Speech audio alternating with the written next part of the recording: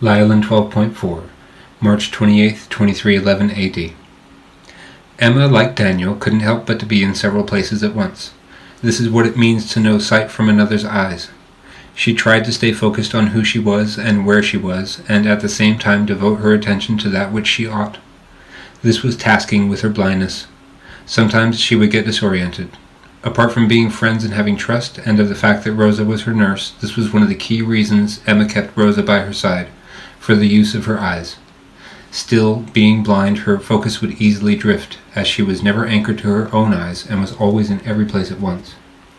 So when there was a scuffle outside the museum, one that led to Todd Dwyer being forcibly removed from the crowd, she flashed at a glimpse.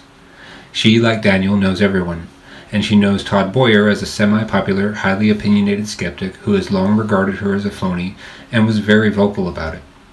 It seemed he decided to show up to object to Daniel's decision to bestow the blessing upon her. He had been holding up a sign before it was taken away. Emma Carter is the cause of all the problems she solves. Really, she thought to herself. Ridiculous. He had entered the crowd, then once in the mix of the crowd, he had lifted high his homemade sign and started chanting the same phrase he had written upon it. Emma Carter is the cause of all the problems she solves. Emma Carter is the cause of all the problems she solves. It was as if he were expecting others to chant with him, but this crowd was here to celebrate Emma and was not having any of it. Finally, someone shouted, "Hey, shut the hell up!" This sent him on a rant that caught Emma's attention and made her question herself for a moment. Manifest destiny was, after all, a concept with which she was all too familiar, and she sometimes did come to find regrettably that her good-willed interventions would lead to worse consequences than those that would have transpired had she not interfered. Sometimes she makes things worse in her effort to improve things, because of some subtle change or another. Sometimes she shelters the hapless in a burning building, blind to the flames. Most of the time, people's lives were better for her having lived, so as far as she was concerned, her work was good. The rewards were certainly plentiful, both for the satisfaction of believing she was doing the right thing and the material rewards with which she was so often showered. She hadn't paid him much attention over the last week through her vast field of vision, and was stunned to a degree by what he discovered in that time.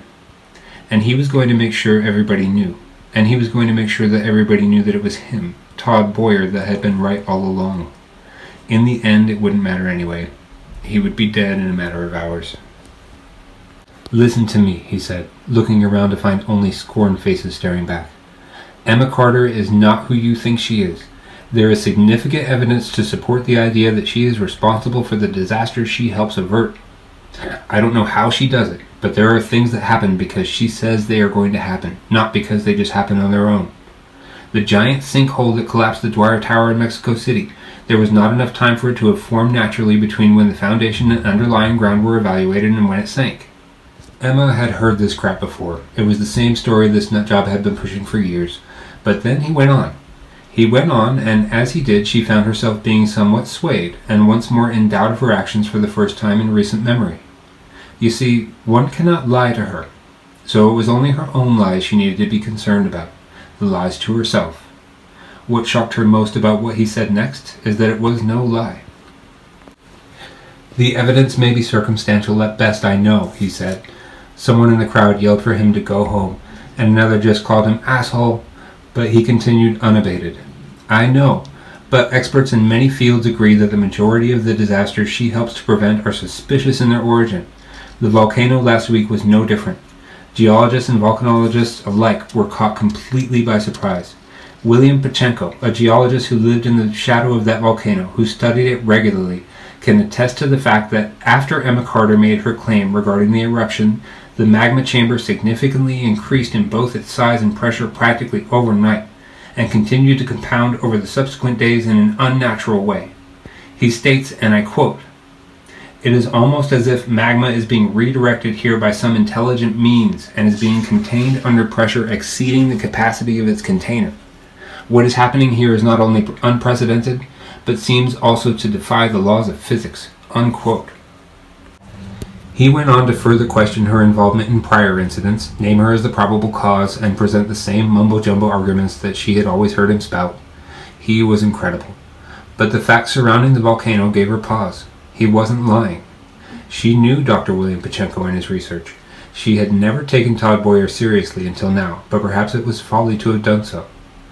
As the spirit of Daniel materialized, silenced him, calmly took away his sign, and walked him out of the annoyed but intrigued crowd, she, for the first time, gave serious consideration to his claims and the notion that perhaps her visions might actually manifest themselves more often than not. Maybe if she had never lived, that volcano would never have erupted to begin with. She debated the notion of her guilt, mind cast across the population. She tried to decide how reasonable such a claim might be, and thus reasoned that it could in fact be so, however unlikely, that there is some unseen force that responds to her ability by making real her visions. But in the same thought, she dismissed such a notion as being so highly unlikely that it bordered on impossible, not to mention so deeply seated in vanity it was sickening. She was smart enough to know that the world did not revolve around her. Indeed, with Daniel being dead as he was, she was thus by far the smartest living creature on the planet. One great benefit of seeing the lives of all that live is that it effectively combines all of their minds into a great well from which one may drink freely, providing her the combined knowledge of every great intellect of her time. She decided that she would give this more consideration after she was done with her blessing and could see past today again.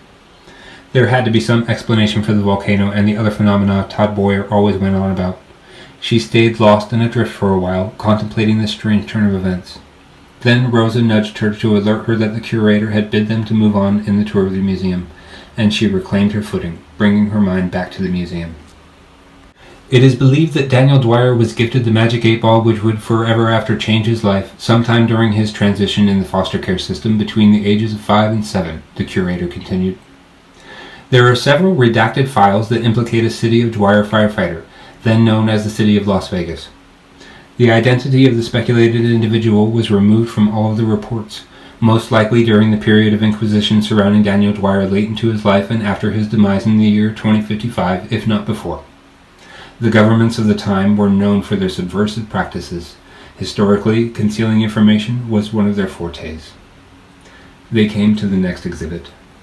It was a case with stacks and stacks of letter-sized notebooks, one of which was open to the first page and displayed on the far left, and another of which was open to one of its last pages, proudly displayed on the far right. There were the beginnings of a mathematical formula scribbled on the open book to the left, and the end of one on the right. The curator snapped his step and twirled around to face them. Here we have one of the few relics to have survived Daniel Dwyer's childhood. The curator waved his arm across the display. It is thought to be his solution to a simple third-grade level math problem. All of the notebooks you see stacked in between the two on display contain zeros across every line of every page. Excluding the two open on display, there are 614 notebooks, all of which are scribed with only zeros. A total of 616 notebooks were employed to write out the complete, wholly verified, and accurate solution to the problem. As Daniel Dwyer was not known to have done this, nor was anyone else witnessed filling in these notebooks, it remains speculative as to whether or not Daniel himself has been rightfully attributed as its author. The facts are that he was in a class wherein he was presented with the math problem solved in the equation seen here, and that on the following day these notebooks were discovered stacked on the teacher's desk. There are very few today who believe that it was anyone other than Daniel who could have done this, especially taking into consideration that he was enrolled in the class at the time, and considering the strange behavior he reportedly exhibited as a child, including, quite obviously, the occasional display of profound brilliance. Rosa, awed by the display, examined the open pages. Emma, less than thrilled, had seen them before, and resumed her quiet contemplations as her friend enjoyed herself, oblivious to the mental strife her friend and patient was suffering only feet from her. Though it was, in Emma's opinion, far from the most interesting artifact on display throughout the museum, it was an oddity of its own merit, and deserving of a stop on the tour. After all, it's not every day that a child solves what seems to be a straightforward elementary school level arithmetic problem, factoring for the most infinitesimally subtle, nearly undetectable, typically disregarded nuances of physics and advanced mathematics. To any non-mathematician it didn't hold any great appeal, but it was certainly of interest. Additionally, he went on, it is the earliest evidence of Daniel Dwyer's ability to manipulate his environment while in his spirit form, as it is often speculated that he was physically in bed and asleep at the time of the occurrence. Daniel Dwyer II, November 3, 2014 AD. Daniel's foster parents were decent enough. They were Ashley and Lorenzo Dwyer, from whom he hailed his name, which was given officially to him despite that they would never officially adopt him. In the beginning, as they were casually questioning him, he'd seemed to respond well to the utterance of the name Daniel, more so at least than many other names they tried, so Daniel forever after he was. He was now 9 years old, still had not spoken a word, and had remained under the command of the magic 8-ball which he carried everywhere with him. In fact, he had scarcely put it down since it was first given to him on his 5th birthday. No one had any way to know that his birthday was June 18th, but since that happened to be the day that he was discovered by authorities, the date was used to serve as his birthday. So, by way of the freak 1 in 365 chance that 20 had abandoned him then of all days, his birthday was celebrated on his actual birthday, and his presumed age was accurate to within hours. It was a happy accident. Ash and Wren could not afford to pay for him to attend a special school, which would likely still have not been the proper place for him anyway. Daniel would never need school, nor would he benefit from it when made to go. His entire school experience would, in the end, prove detrimental and do more harm than good. No one understood what was happening with Daniel, neither his unwillingness to speak despite being medically capable, nor his inability to function without the aid of his 8-ball. He was a good boy. He would do as he was instructed with regard to being where he should be when he should, but he either would not or could not communicate with anyone directly. In the week since the 3rd grade school year had started, he had not so much as picked up a pencil, just as he never had before. All that he would do to indicate that he was learning anything was to point to the correct answers among the available choices during testing. The rapidity with which he did so gave the teaching staff and other faculty reason to suspect that something was amiss. One of the proctors even claimed that Daniel had looked away from a math test once and had still managed somehow to move his finger to the successive correct responses before resuming to look back at it again a few seconds later, as if the finger or the free hand of the boy with the 8-ball knew where to go without Daniel even having to look at the paper. Daniel had been placed in the class for children with special needs and had remained with the same teachers and mostly the same jovial group of classmates since 1st grade. Even though his test scores presented evidence that he should be considered for placement in advanced classes, the perceived antithesis of his current placement. Of course, his inability to behave normally impeded any possibility for him to have a normal life, and though it seemed that he could be educated, it was speculative as to whether he actually possessed the intellectual ability to analyze the material he was presented with, or if he perhaps only memorized what he was shown and processed thought more in the automaton-like fashion consistent with his affect and behavior. Plus, there was the whole thing with the 8-ball. The kids there had always respected him and had never once tried to take the 8-ball from him and had collectively shown great enthusiasm for it in the beginning. Now it was just a part of Daniel, and none gave it a second thought. To see him without it would have been more suspicious. After a while, one didn't even see that he incessantly looked into it.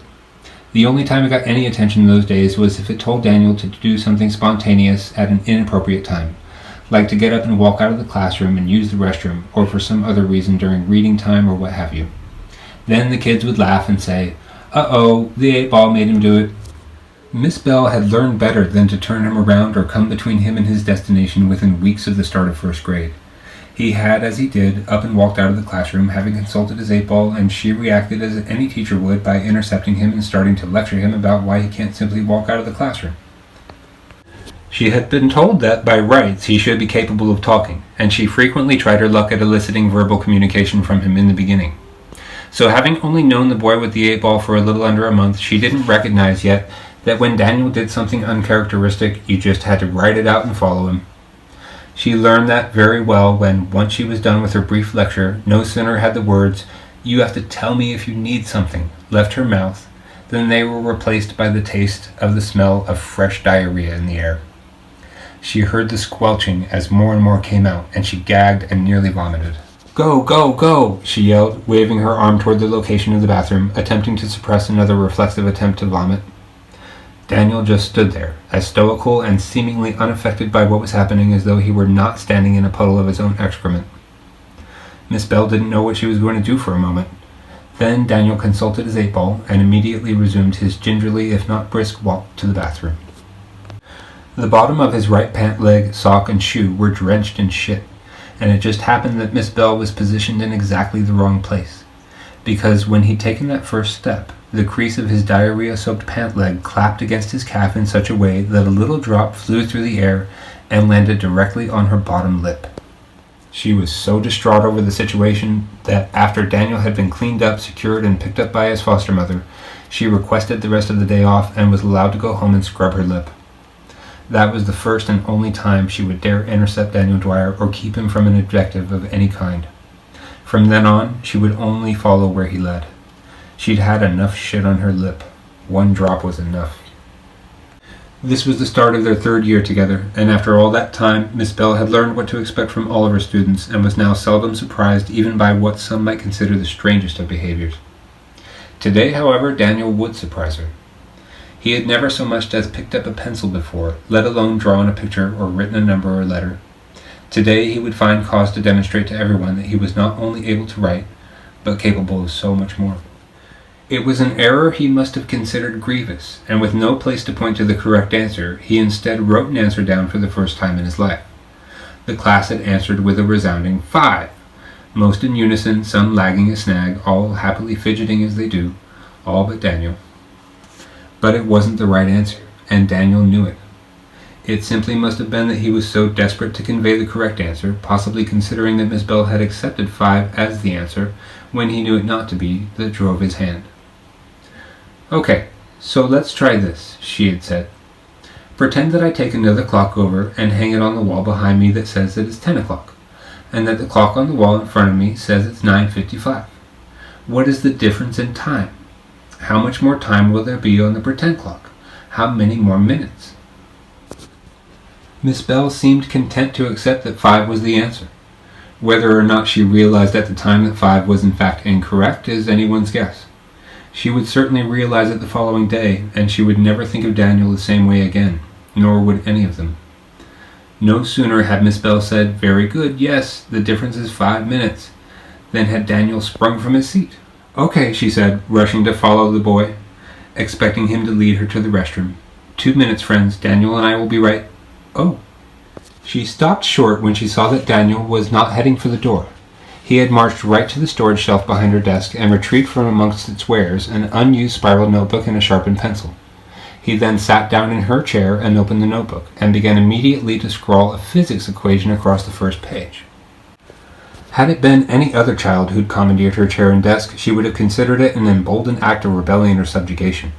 But she had come to suspect that Daniel was incapable of malice, and really of any emotionally driven action at all, so she did not interfere. When he'd filled in a little less than half of the lines on the first sheet, the zeros started. Miss Bell watched him, in shock for so many reasons, as he filled in line after line and page after page with zeros. She was no math whiz herself, but she understood what he was doing. A single tear departed the corner of her eye at the sight of what the boy with the 8-ball was capable of. To be trapped in the way that Daniel was trapped, a prisoner of his own body as he was, how horrible it must be, she'd so often thought. The other kids, rather accustomed to celebrating their mannequin-like friend, the boy with the 8-ball who never ever reciprocated their affections, surrounded the desk and watched him vigorously scribe his zeros across the page with oohs and ahs. Not one of them asked Miss Bell what Daniel was doing, content to bathe in bewildered wonderment, oblivious to the implications of what they were witnessing. By the time school let out, Daniel had completely filled in 4 notebooks and had started on his 5th. Miss Bell did not mind the use of the supplies. She still had another 18 notebooks on the shelf when she locked up for the night. She left the completed notebooks on her desk untouched and in the exact positions where Daniel had left them. When the bell had sounded, after having looked into his 8-ball, he abruptly stopped writing, stood, gathered his few belongings, and walked out of the classroom like it was just another day. She'd followed him out to meet his mother and had gleefully informed her of all that had transpired, and Ash was thrilled, immediately singing praise to the boy with the 8-ball. As was expected, he did not respond except to look into his 8-ball and continue to wait for his mother of 4 years. Naturally, Ash asked Miss Bell to see what Daniel had written, but Miss Bell told her that it seemed as if Daniel was not finished with it yet, and she did not want to disturb the arrangement or anything that might prevent him from continuing. After all, this was a breakthrough. Daniel had never so much as written his name before. The next morning, Ashley Dwyer received a call from Miss Bell asking her if Daniel had been at home the night before or not. Ash and Miss Bell had always been on friendly terms with one another, so Miss Bell felt obligated to warn her that the police would likely be showing up at their house shortly. There had been a break-in at the school during the night, and Daniel was suspected of being the culprit. What? Ash was a little relieved. I am 100% sure that Daniel did not leave the house last night, and even if he did, he probably doesn't even know how to get to the school. There is no way my Danny could have done it. What did they steal?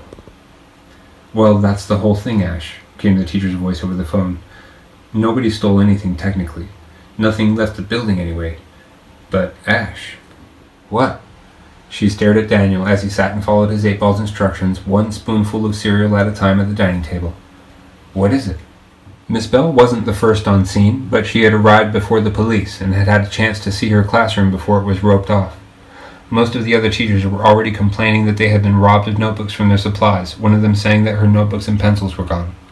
Once the first of them noticed the theft, the others, prompted to check their own supply, began reporting missing notebooks as well. Only a few reported discovery that their stores were seemingly intact. When Miss Bell checked her classroom, she found them. They were stacked on her desk, hundreds of them, all but the first and last of them completely filled in with zeros. It was the answer to Miss Bell's question from the previous day. A flawless derivation of the difference in time for the two clocks, accounting for time dilation, the movement of the teacher in placing the clock, the motion of the earth, the distance between the two clocks and his seat, all of the subtle impacts of the imperceptible. Because you remember the math problem I told you that Daniel was working on yesterday? Yeah, she said, staring into the back of Daniel's head from the corridor linking the dining room and kitchen of their little home. What about it?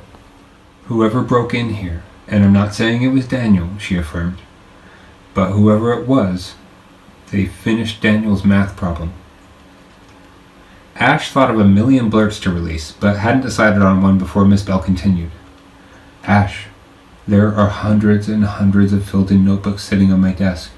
Apparently he had to take notebooks from the other classrooms to complete it, so just about every classroom was broken into. Otherwise I wouldn't have let it be an issue.